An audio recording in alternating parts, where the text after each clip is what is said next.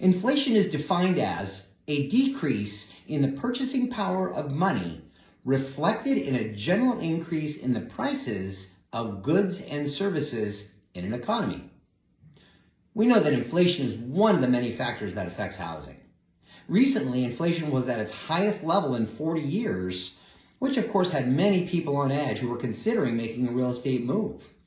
People wanted and still want to know things like, will inflation cause the market to slow down?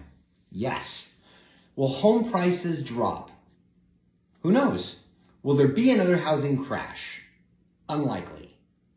Since inflation generally increases the price of goods and services, it makes sense that home prices would continue to rise as well. Of course, interest rates also rise, which does affect many people's ability to qualify for the same house as maybe just a few months or even a year ago.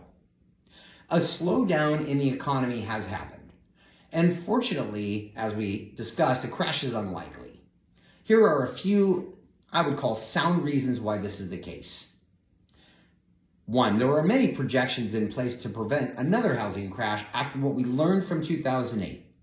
Back then, just about anyone with a pulse could get a mortgage, and lenders did very little to verify that the borrowers had the ability to make their payments. Today's lending standards are much, much tighter.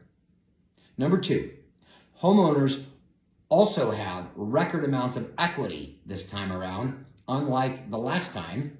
And so if prices were to drop, they'd have lots of downward mobility and lots of equity to protect themselves, and could still very likely sell that home to pay off their mortgage and maybe other debt.